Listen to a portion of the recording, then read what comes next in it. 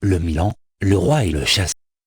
À son Altesse Sérénissime Monseigneur le Prince de Conti. Comme les dieux sont bons, ils veulent que les rois le soient aussi, c'est l'indulgence qui fait le plus beau de leurs droits, non les douceurs de la vengeance. Prince, c'est votre avis. On sait que le courroux s'éteint en votre cœur sitôt qu'on l'y voit naître.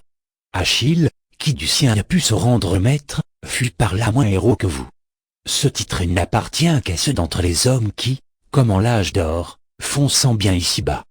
Peu de grands sont nés-ils en cet âge où nous sommes, l'univers leur sait gré du mal qu'ils ne font pas. Loin que vous suiviez ces exemples, 1000 actes généreux vous promettent des temples. Apollon, citoyen de ces augustes lieux, prétend y célébrer votre nom sur sa lyre. Je sais qu'on vous attend dans le palais des dieux, un siècle de séjour doit ici vous suffire. Hymen veut séjourner tout un siècle chez vous. Puissent ses plaisirs les plus de vous composer des destinées par ce temps à peine borné. Et la princesse, et vous n'en méritez pas moins. J'en prends ses charmes pour témoin. Pour témoin j'en prends les merveilles par qui le ciel, pour vous prodiguant ses présents, de qualité qui n'ont qu'en vous seul leur pareil voulu orner vos jeunes ans.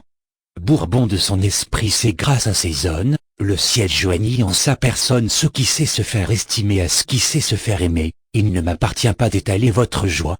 Je me tais donc, et vers aimer ce que fit un oiseau de proie. Un Milan, de son identique possesseur, étant pris vif par un chasseur, d'en faire au prince un don cet homme se propose.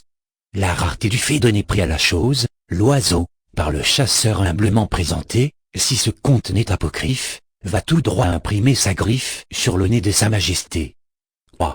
Sur le nez du roi même en personne. Il n'avait donc alors ni sceptre ni couronne. Quand il en aurait eu, s'aurait été tout un, le nez royal fut pris comme un nez du commun. Dire des courtisans les clameurs et la peine serait se consumer en efforts impuissants. Le roi n'éclata point, les cris sont indécents à la majesté souveraine. L'oiseau garda son poste, on ne put seulement ôter son départ d'un moment.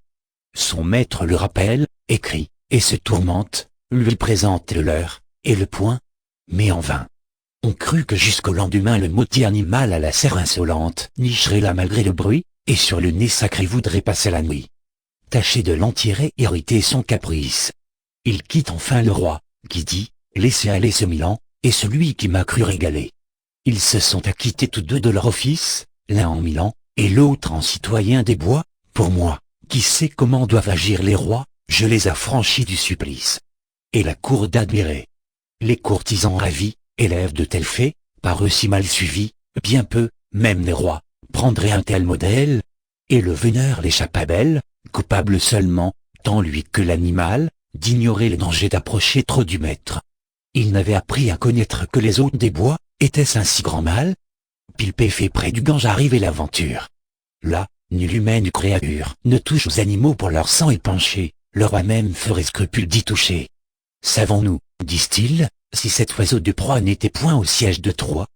Peut-être éteint-il lieu d'un prince ou d'un héros des plus épais et des plus hauts, ce qu'il fut autrefois il pourra l'être encore. Nous croyons, après Pythagore, qu'avec les animaux de forme nous changeons, tantôt Milan, tantôt pigeons, tantôt humains, puis volatiles ayant dans les airs leur famille. Comme l'on contente de façon l'accident du chasseur, voici l'autre manière. Un certain fauconnier ayant pris, se dit-on, à la chasse un Milan, ce qui n'arrive guère, en voulut au roi. Faire un don, comme de choses singulières, ce cas n'arrive pas quelquefois en 100 ans. C'est le non plus ultra de la fauconnerie. Ce chasseur perce donc un gros de courtisan, plein de zèle, échauffé, s'il le fut de sa vie. Par ce parangon des présents il croyait sa fortune faite, quand l'animal porte sonnette, sauvage encore et tout grossier, avec ses ongles tout d'acier, prend le nez du chasseur, appelle pauvre sire. Lui de crier, chacun de rire, monarque et courtisan. Qui n'eût ri. Quant à moi, je n'en eusse quitté ma part pour un empire. Qu'un pas pris, en bonne foi je ne l'ose assurer, mais je tiendrai un roi bien malheureux, s'il n'osait rire, c'est le plaisir des dieux. Malgré son noir souci, Jupiter et le peuple immortel rient aussi. Il en fit des éclats, à ce que dit l'histoire, quand Vulcain, clopinant, lui vint donner à boire. Que le peuple immortel se montra sage, ou non, j'ai changé mon sujet avec juste raison, car, puisqu'il s'agit de morale, que nous eût du chasseur l'aventure fatale enseignée de nouveau. L'on a vu de tout temps plus des sauts fauconniers que de rois indulgents.